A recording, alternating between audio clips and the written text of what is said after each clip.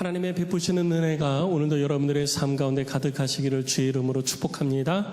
우리 좌우 앞뒤 계신 분들과 인사 나누겠습니다. 주님의 이름으로 환영합니다. 축복합니다. 무더운 여름 날씨 건강 잘 유지하고 계신지요?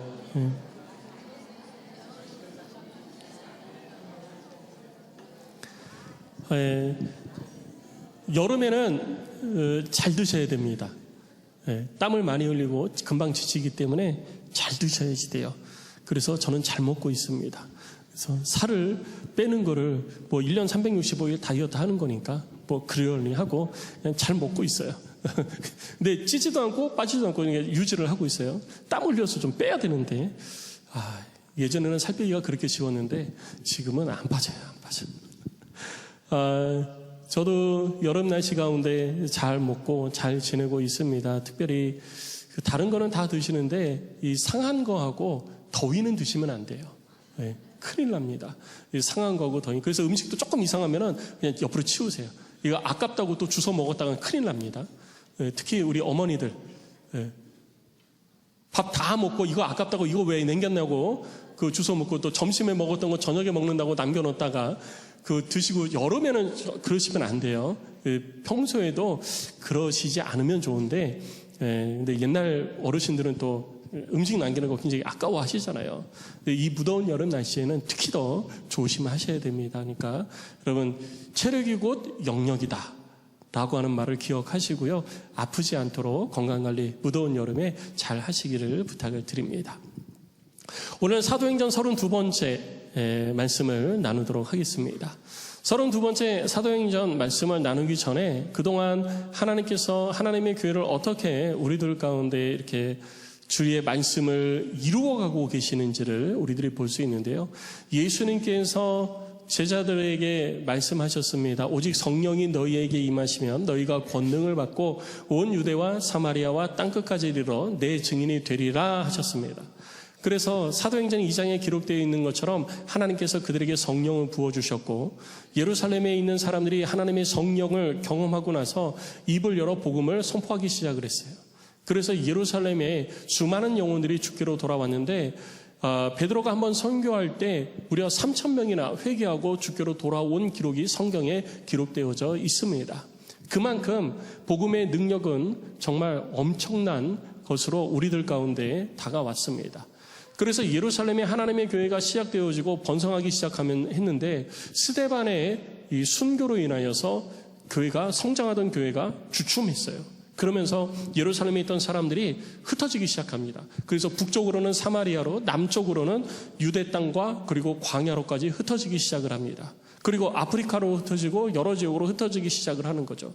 이 모든 것들은 사도행전 1장 8절을 통해서 예수님께서 우리들 가운데 말씀하신 일들이 우리 가운데 이루어져 가고 있는 것임을 지금 우리는 성경을 통해서 볼 수 있는 거예요. 당시 사람들은 우리가 왜 이렇게 힘들어야 돼? 예수님 믿었는데 우리가 왜 고난당해야 돼? 예수님 믿는다고 그랬는데 왜 스데반이 죽은 거야? 라고 하는 생각을 가질 수도 있어요. 그런데 지나고 나서 보니까 하나님은 이 모든 과정을 통해서 하나님의 일들을 이루어가고 계셨다라는 것을 우리들에게 나타내 보여주고 있는 것이죠. 그러니까 지금도 하나님은 하나님의 일을 우리들의 삶 가운데 이루어가고 계시는 것임을 여러분 기억하시고 우리들 주변에 나타나는 일들로 인하여서 일희일비하지 마시고 그 속에 역사하시는 하나님의 능력의 손을 바라볼 수 있기를 주의 이름으로 축복합니다. 이것이 우리들의 믿음이 되는 거예요. 그렇게 이스라엘 백성들이 흩어지기 시작하고 그리스도인들이 흩어졌는데 그렇게 흩어지던 가운데에 많은 사람들이 흩어져서 복음을 전했지만 여전히 유대인들을 중심으로 복음을 전했어요. 그러던 가운데 구브로와 구레네, 저 아프리카 북쪽 대서양 남쪽에 위치해 있는 도시들에서 예수를 믿던 사람들이 이 대륙 쪽으로 넘어 들어오면서 안디옥이라는 곳에 이르러 몇몇 사람들이 유대인이 아닌 헬라인들에게도 복음을 전하기 시작을 했습니다. 헬라인에게도 복음을 전했는데 헬라인들은 복음을 안 받을 줄 알았어요. 그런데 헬라인들도 예수를 듣고 예수를 믿고 구원을 받고 성령 세례를 경험하는 일들이 발생하기 시작을 한 거예요. 안디옥에 믿는 사람들이 있다라고 하는 얘기가 예루살렘까지 들리니까 예루살렘 교회에서 가서 확인을 하고 지도를 해야 되겠다 그래서 한 사람을 파송을 합니다. 그래서 그렇게 파송된 사람이 바나바였어요.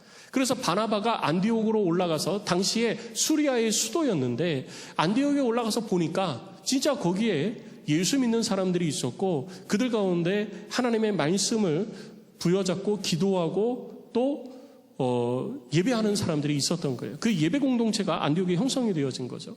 그래서 바나바가 그곳에서 그들을 위해서 기도하고 말씀을 가르치고 성령 세례를 경험하게 해줍니다.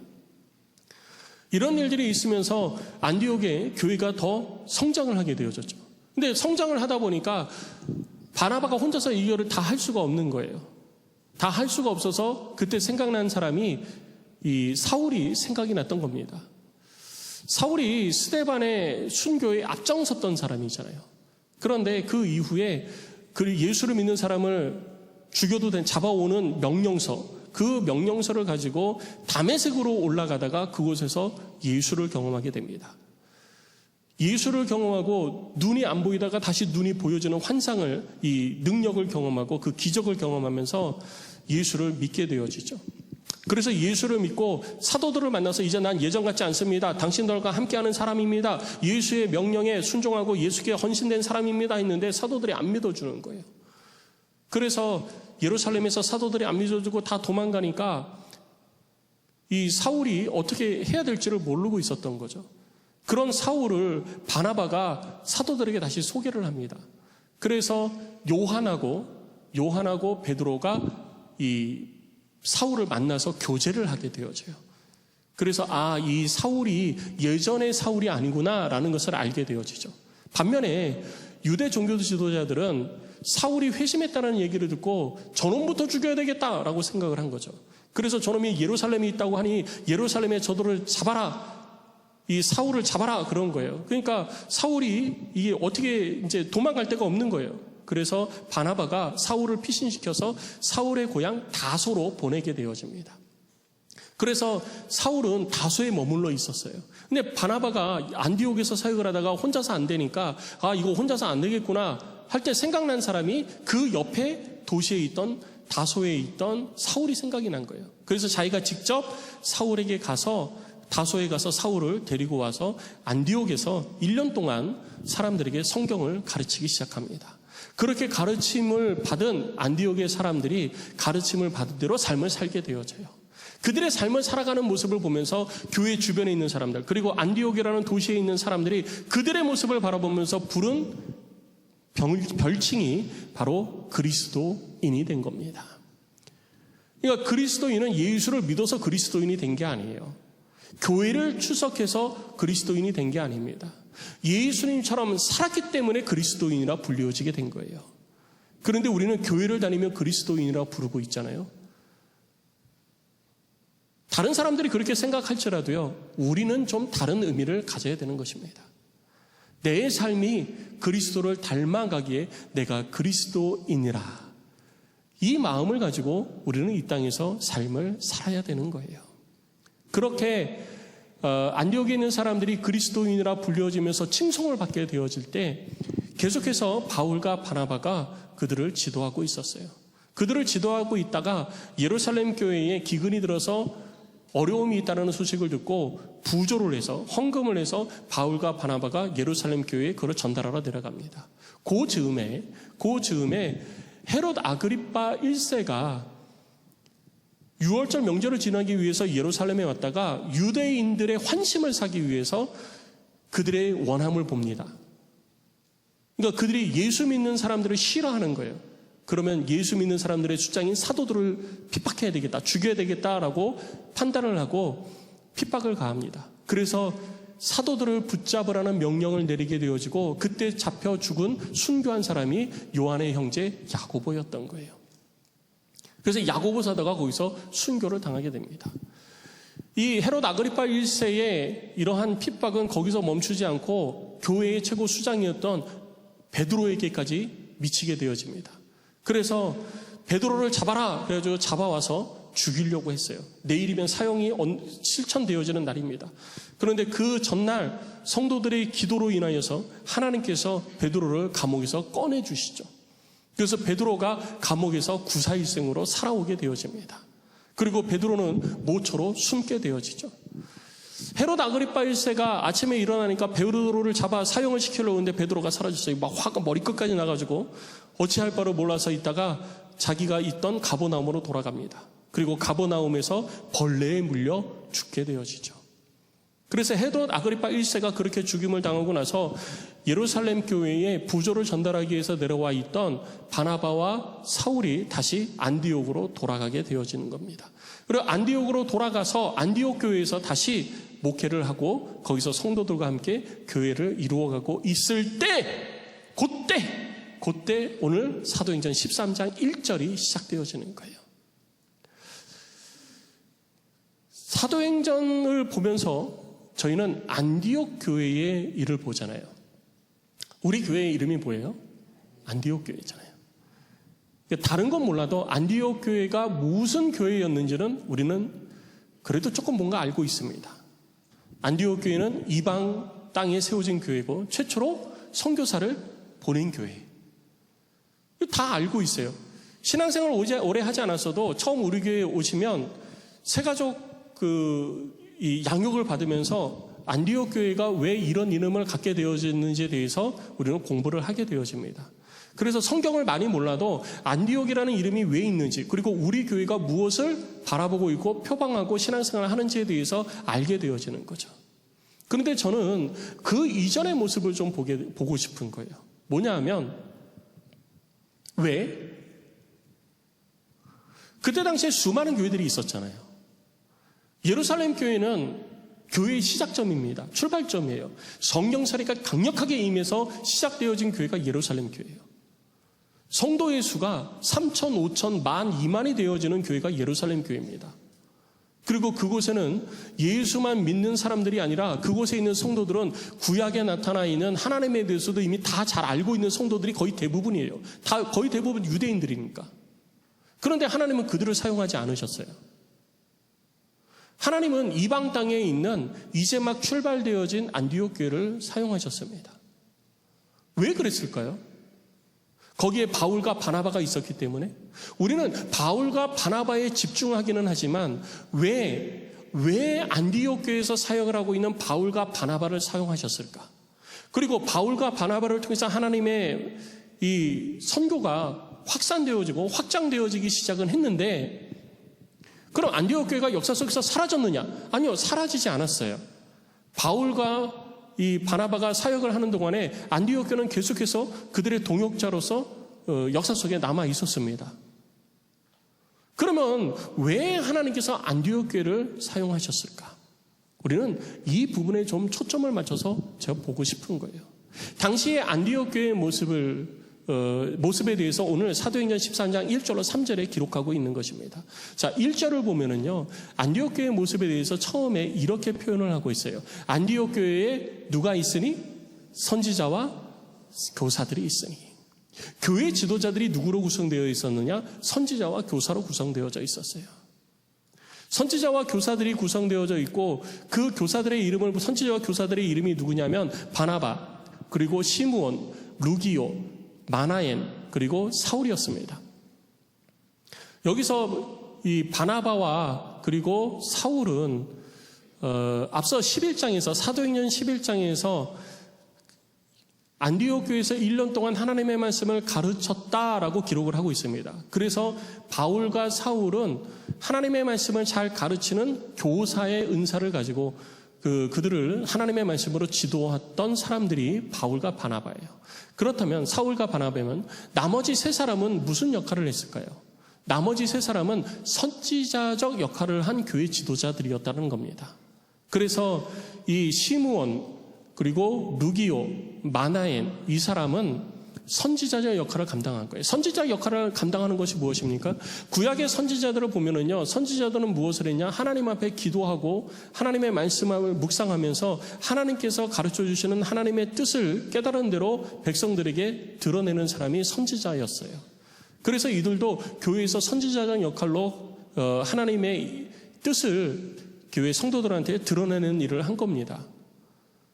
그럼 교사와 뭐가 다르냐? 교사는 구약에 기록되어져 있는 율법과 그리고 여러 선지자들의 글들을 있잖아요. 그때 당시에는 아직 구약의 말씀이 확정되어지지 않은 것이기 때문에 구약에 기록되어진 모세오경을 비롯한 율법과 그리고 여러 선지자의 글들을 통해서 하나님의 일하심을 백성들에게, 교회 성도들에게 가르치던 사람들이 교사들이에요. 지금도 이 선지자적 역할과 교사의 역할을 하는 사람들이 있는데, 지금은 이 선지자 역할이 교회사 속에서 많은 좀 문제를 일으켰어요. 구약에도 보면은 선지자 역할을 감당한다고 그러면서 자기가 하나님 앞에 받지도 않았는데 받은 것처럼 하면서 얘기해가지고 사람들을 미혹하고 했던 사람들이 있었어요, 없었어요? 있었죠. 있었잖아요. 구약에도 있었는데 지금이라고 없을까요? 지금도 있죠. 그래서 그 교회사 속에서 그런 일들이 많이 있었기 때문에 또 거기서 이단들이 많이 나왔어요.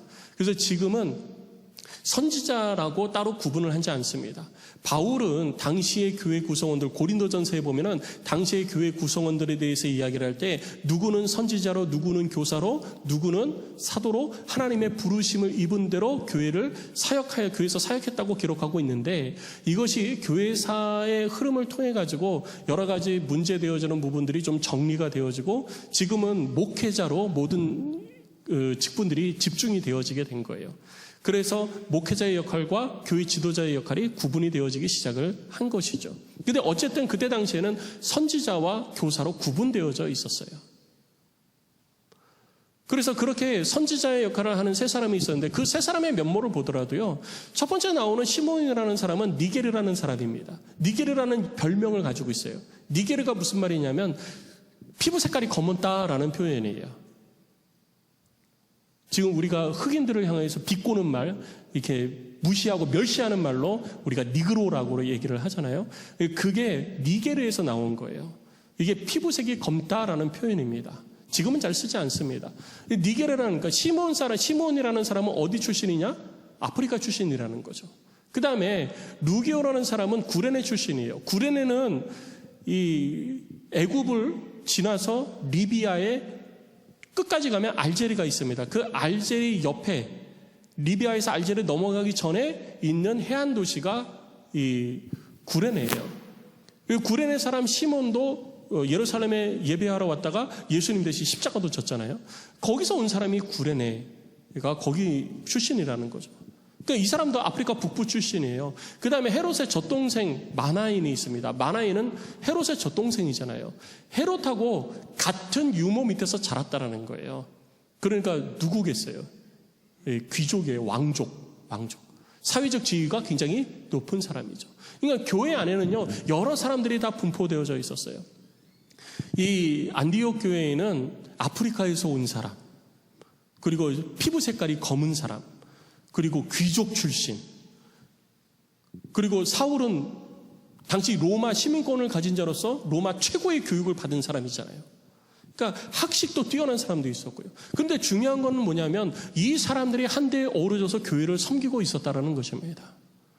피부색으로도, 인종으로도, 지위로도, 학식으로도 구분하고 구별하는 것이 아니라 모든 사람들이 하나 되어서 하나님을 섬기고 교회를 섬기는 일을 하던 교회가 안디옥 교회였다라는 거예요. 그럼 안디옥 교회는 왜 그렇게 할 수 있었느냐? 2절 말씀을 보니까 안디옥 교회에 대해서 설명할 때 처음에 나오는 말이 이거예요. 주를 섬겨 뭐 할 때? 금식할 때. 여러분, 주를 섬기는 게 어떤 겁니까? 우리가 주를 섬깁시다 그러면은요, 많이 생각하는 게 교회 가서 열심히 청소하고 밥하고 가난한 사람 돕고 구제하고 뭐 이렇게 교사하고 찬양팀하고 뭐 여러 일들을 하는 것을 우리가 주를 섬긴다라고 말을 합니다. 그게 틀린 거는 아니에요. 그런데 정말 주를 섬기는 가장 본질적인 것이 뭐냐? 하나님의 뜻을 알고 그 하나님의 뜻 앞에 순종하는 것이 주를 섬기는 거예요. 다른 것도 다 주를 섬기고 우리가 몸으로 땀을 흘려서 하는 것도 다 주를 섬기는 건데, 가장 중요한 것은요, 하나님의 뜻을 알고 그 뜻 가운데 순종하는 것, 그것이 주를 섬기는 것이라는 거죠.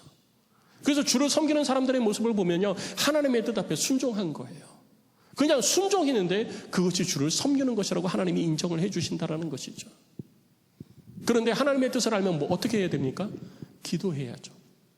그리고 성경을 읽어야 되는 거예요. 그래서 그들은 항상 기도하는 사람들이었고, 또 기도도 무슨 기도를 했냐? 금식하면서 기도한 거예요. 그런 간절함을 가지고 기도하는 사람이었다는 거죠. 안디옥 교회에서 그렇게 금식하며 기도하고 있을 때 하나님의 성령이 그들 가운데 임하사 말씀하십니다. 너희들 가운데 바나바와 사울을 따로 세우라. 내가 그들을 통해서 일하겠다. 나의 일을 위해서 그들을 따로 세우라 하는 말씀이 들리는 거예요. 그러니까 그들이 그 말을 듣고 순종합니다. 따로 세워요. 따로 세우는데 여기서도 참 우리가 놓치지 말아야 될 게 있는데 그게 뭐냐면 하나님의 음성을 들었어요. 깨달았어요. 그러면 뭐 하면 되죠? 열심히 해야지. 땀 흘리면서 열심히 해야 돼. 이러면 끝날 것 같아요. 근데 3절 말씀을 보니까 뭐라고 기록하고 있느냐? 이에 금식하며 기도하고 두 사람에게 안수하여 보내니라.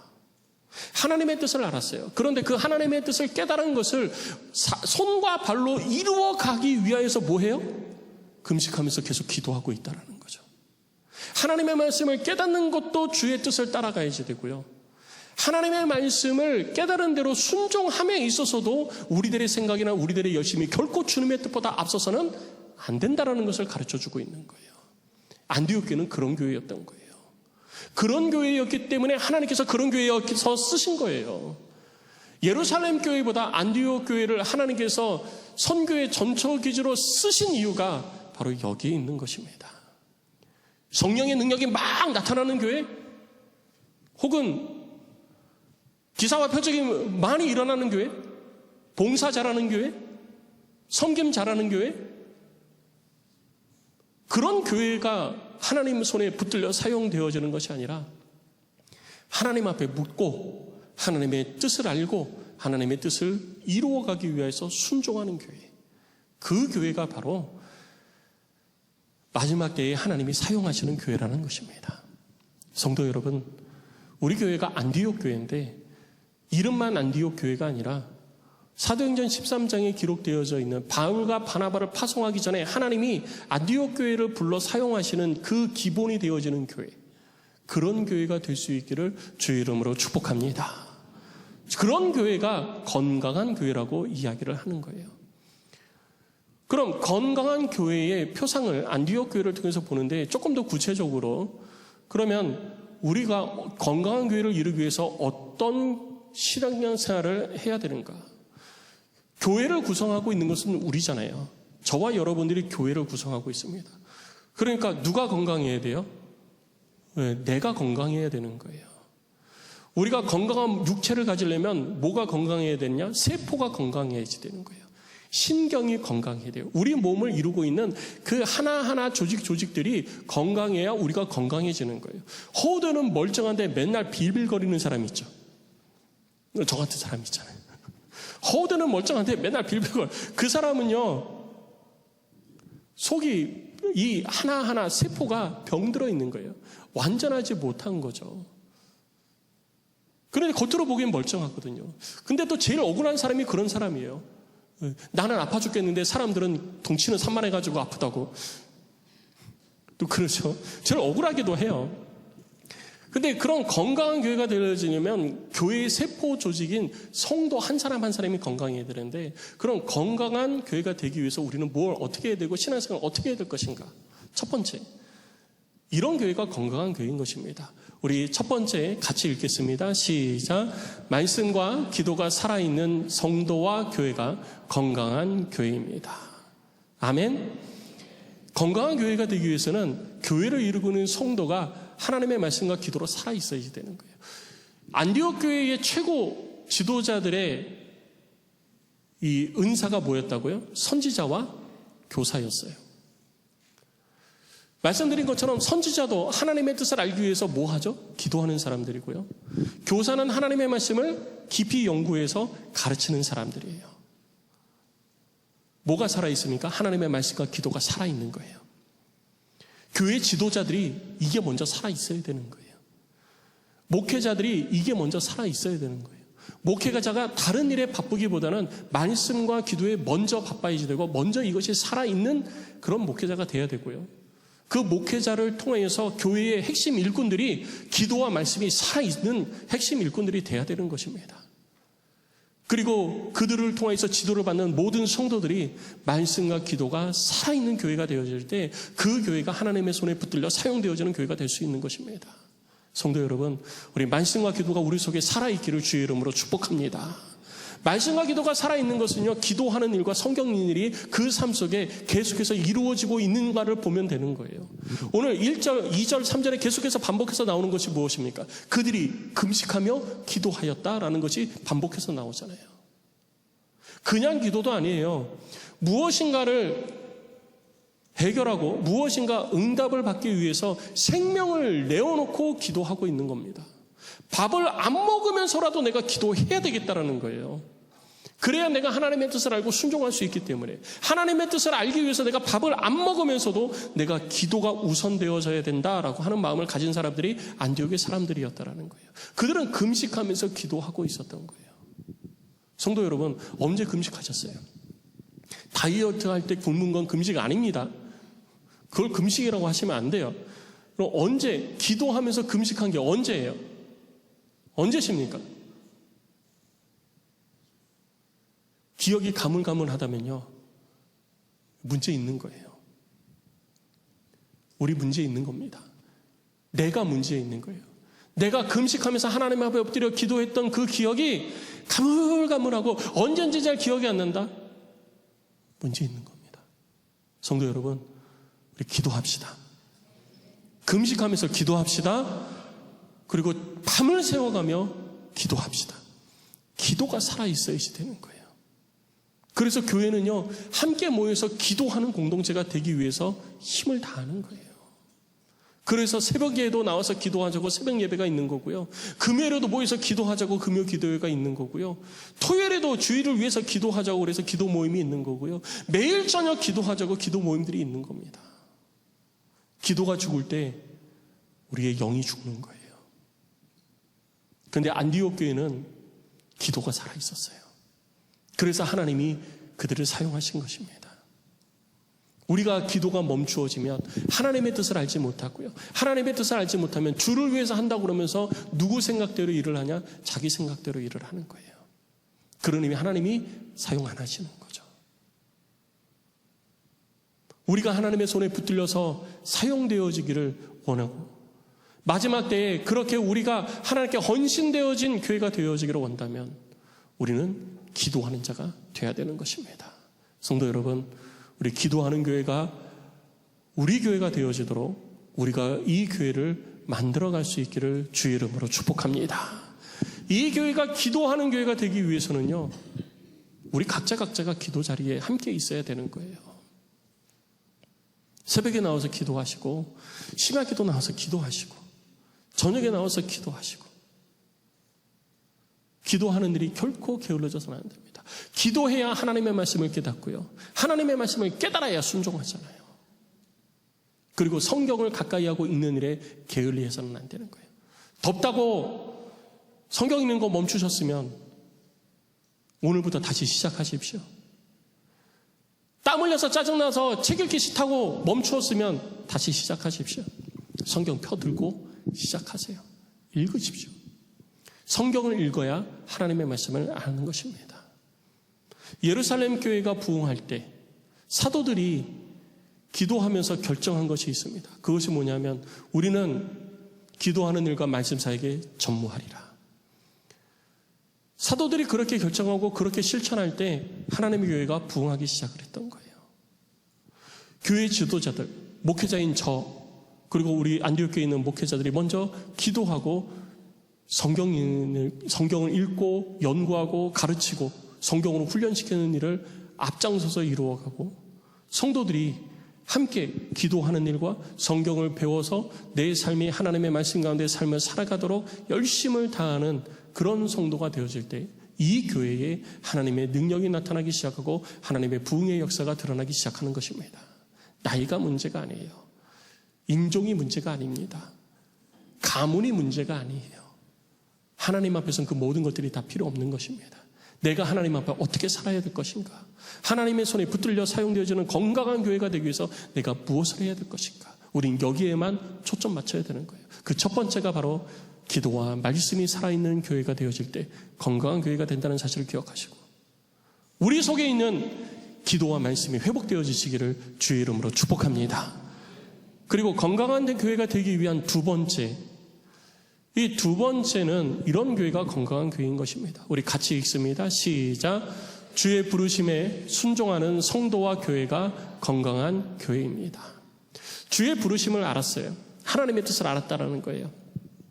그래서 안디옥 교회도 하나님의 뜻을 알고 바울과 바나바, 사울을 이렇게 안수해가지고 따로 세우죠. 그리고 그들을 파송하게 되어집니다. 그러면서 1차 선교여행이 딱 시작하는 거예요.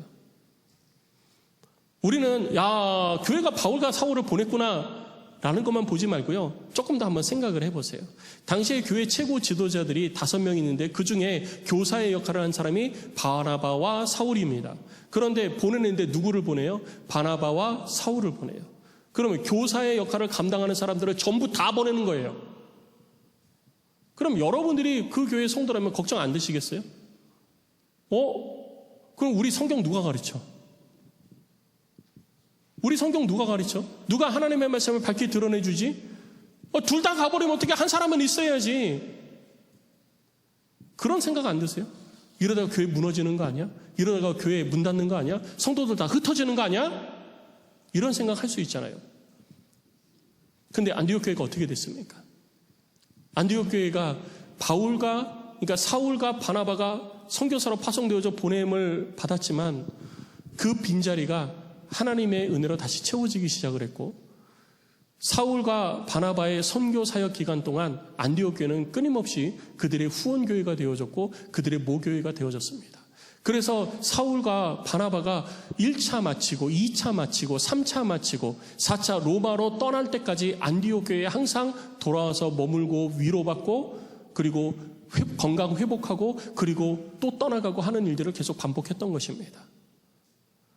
모든 교회에 이 초대교회를 보면은요, 이 교회는 이런 문제가 있었고, 이 교회는 이런 문제가 있었고, 이 교회는 이런 문제가 있었고, 다 문제가 있습니다. 그 문제가 뭐냐면요, 바울이 가서 복음을 전하고 교회를 세울 때는 괜찮았는데 떠나오고 나니까 여러 가지 이단설들이 막 그 안에서 퐁퐁퐁퐁 솟아나면서 문제가 됐던 거잖아요. 그런데 그런 문제가 이런 문제가 있었다, 이런 문제가 있었다, 이런 문제가 있었다라고 구체적으로 문제를 언급하지 않는 교회 중에 하나가 어디예요? 안디옥 교회였던 거예요. 성경을 가르치는 교사들이 다 떠나왔는데도 안디옥 교회는 흔들림이 없었던 것입니다. 그만큼 안디옥 교회는 훈련되어진 교회고 하나님의 말씀으로 세워진 교회였다는 것을 우리들이 볼 수 있는 것이죠. 그런데 우리가 하나님의 말씀을 통해서 주의 뜻을 깨달았어요. 깨달았는데도 순종하지 못하는 이유가 무엇입니까? 우리들의 삶을 보세요. 내 삶을 보세요. 여러분 각자의 삶을 한번 보십시오. 내가 기도하면서 하나님의 뜻을 알았어야 이렇게 해야 되구나. 하나님 내가 이렇게 하기를 원하시는구나 라고 하는 걸 깨달았어요. 근데 순종하지 못할 때가 있잖아요. 왜 순종하지 못하죠? 이유는 간단해요. 하나님의 뜻보다 내 뜻이 앞서가니까 그래요. 이렇게 하면 하나님의 뜻이 이건 줄 알겠는데 나는 이거 안 될 것 같아. 하나님이 내게 말씀하신 거잖아요. 내게 깨우쳐 주신 거잖아요. 근데 나는 이거는 못할 것 같아. 이건 힘들 것 같아. 우리는 이거는 좀 힘들어. 우리는 이거 못해. 라고 하는 것들이 항상 우리들의 발목을 부여잡고 있는 거예요. 그래서 하나님의 일하심 가운데 늘 우리는 뒷전에 물러나 있게 되는 것입니다. 하나님은 하나님의 뜻을 깨닫는 사람을 통해서 일하시는 게 아니고요. 하나님의 말씀에 순종하는 자를 통해서 일하신다는 사실을 기억하시기 바랍니다. 그래서 안디옥 교회는요, 하나님의 말씀에 순종했어요. 근데 순종할 때까지 뭐를 계속했어요? 기도하는 일과 금식하는 일을 계속했다라는 거예요. 하나님의 뜻을 깨달았어요. 사울과 바나바를 따로 세워라. 네, 세우겠습니다. 교회 최고 지도자, 특히 성경을 가르치는 교사의 역할을 하는 두 사람을 전부 다 따로 세워서 하나님의 일하심 앞에 내어드리는 일을 하면서도 뭐했냐? 끊임없이 자기들의 생각과 경험이 앞서가지 않도록 금식하면서 기도한 일을 계속하면서 그들을 파송했던 모습을 우리는 볼 수 있는 거예요. 하나님의 뜻을 알았어도 나의 열심이 하나님의 뜻보다 앞서가지 않으려고 끊임없이 기도했던 모습을 우리는 볼 수 있는 것입니다. 이 교회가 바로 안디옥 교회였던 거예요. 이 일을 우리는 이미 이루었습니다. 그리고 지금도 이루어가고 있어요. 1999년 지금 원로 목사님이 담임 목사님으로 계실 때 목사님을 통해서 주의 음성을 듣고 그리고 우리는 그 음성에 마음을 같이 하고 함께 있습니다. 그것이 바로 AWMJ 사역의 시작이었어요. AWMJ 사역이 그렇게 시작되어졌습니다. 교회의 최고 담임 목사를 선교사로 보낸다? 교회를 떠나보낸다? 이게 쉽지 않은 일입니다. 잠시 잠깐 갔다가 오시면 됩니다라는 것이 아니라 아예 교회를 떠나서 선교사로 파송을 하는 거잖아요. 1년 동안 파송하는 거잖아요. 담임 목사님만 보낸 게 아니라 담임 목사님의 가족을 같이 보냈습니다. 교회의 가장 핵심 일꾼들이 많았어요, 그때. 그런데 그 6명을 다 보냈잖아요. 6명을 다 보냈습니다. 6명을 다 떠나보내면서 우리는 걱정했잖아요. 다 가서 어떡하지? 우리 괜찮을까? 여기 그때 계신 분들 계시죠? 우리 괜찮을까? 무슨 일이 있는 거 아닐까? 이런 걱정하셨을 거예요. 그런데 그런 걱정 다 뒤로 하고 하나님께서 하라 하셨기 때문에 거기에 마음을 같이 해서 했더니 지금 이 시간까지 하나님의 인도하심이 우리 교회 가운데 있는 것입니다. 이것이 하나님의 일하심인 거예요. 우리 그 환경과 상황 보는 것이 아니라 그냥 하나님의 말씀을 보고 순종하였더니 주께서 일하신 것입니다.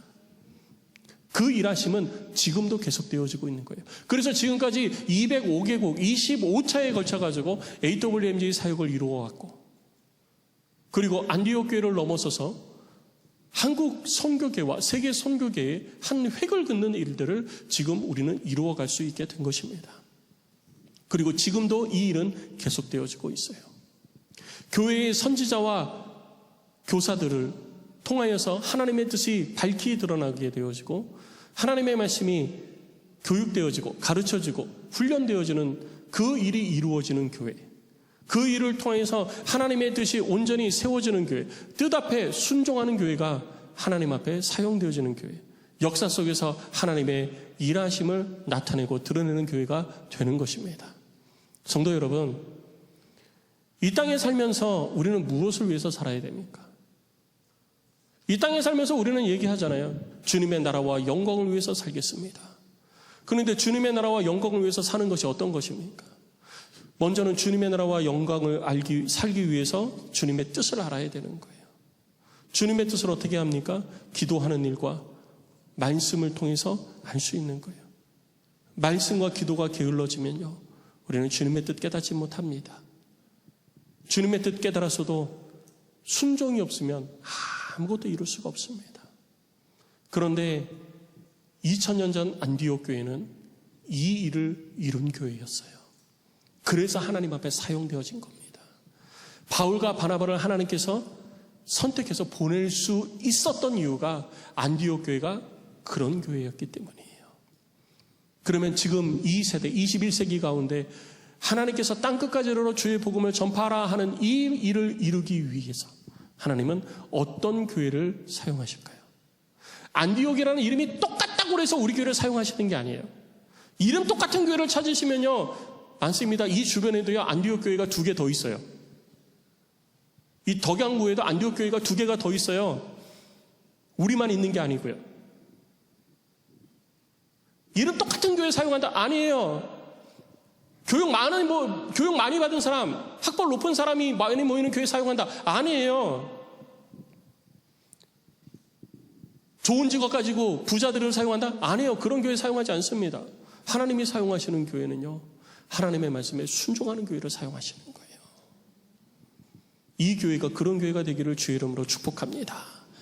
그래서 2000년 전에 하나님께서 일하셨던 안디옥 교회가 21세기 하나님의 일하심을 이 세대 가운데 이루어가는 안디옥 교회, 우리 교회가 될 수 있기를 간절히 소망합니다. 그러기 위해서는 누가 달라져야 돼요? 내가. 목사님만 달라지면 돼요. 우리는 그냥 목사님 따라가겠습니다. 그것만큼 뒷짐지고 안 하겠다는 얘기 없는 거예요. 내가 달라져야지 돼요. 내가 안 달라지면 교회는 안 달라집니다. 목사의 책임이 아니에요. 마지막 책임은 목사에게죠. 그러나 모든 짐을 목사에게만 지워놓는다고 목사가 하면 된다고 되는 게 아닙니다. 교회 구성원, 목사도 교회 구성원 중에 한 명이고요, 여러분도 교회 구성원 중에 한 명입니다.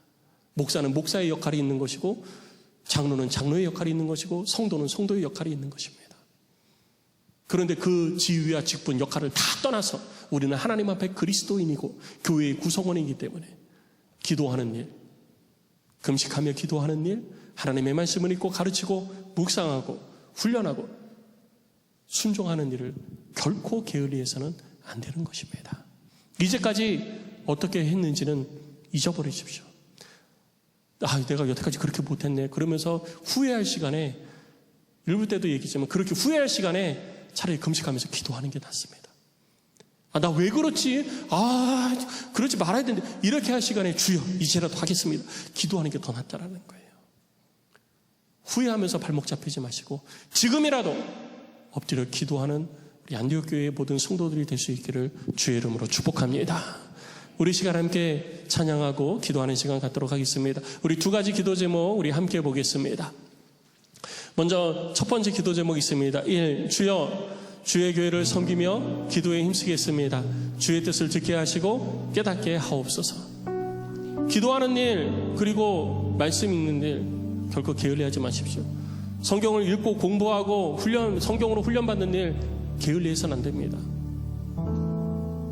게을리하는 순간 우리는 자꾸 주저앉는 거예요. 그래서 이 일을 위해 우리 기도해야 되는 거예요. 결단해야 되는 겁니다. 그리고 두 번째 있습니다. 2. 주여 기도하며 주의 뜻에 순종하는 교회 되겠습니다. 우리 교회를 통해 주의 일을 이루어 주옵소서. 순종해야 되는 거예요. 하나님의 뜻을 안다고 되는 게 아니에요. 순종해야 이루어지는 것입니다. 오늘도 우리가 하나님 앞에 결단하며 나아갈 때 주께서 우리들의 삶 속에 이 일을 이루어 주실 줄로 믿습니다. 그래서 그들이 순종해서 사울과 바나바를 보냈더니 그 다음부터 하나님이 일하시기 시작하잖아요. 하나님이 그 다음에도 니들이 책임져야 돼 라고 하신 게 아니에요. 그냥 하나님은 보내라, 따로 세워서 내 일을 위해서 내가 둘을 따로 세울 터이니 너희는 그들을 따로 세워라. 내가 하라는 대로 그냥 따로 세워라. 그래서 따로 세운 것 뿐이에요. 따로 세워서 보냈어요. 그 다음부터서는 누가 일하세요? 하나님이 일하시는 거예요. 근데 우리는 하지도 않으면서 어떻게 하자고 걱정부터 하고 있다는 거예요. 해야 경험되어지고 해야 하나님의 능력을 맛보게 되는 것입니다. 오늘도 주의 일을 여러분들의 손으로 발로 이루어 가시기를 축복합니다. 우리 함께 찬양하고 기도하겠습니다.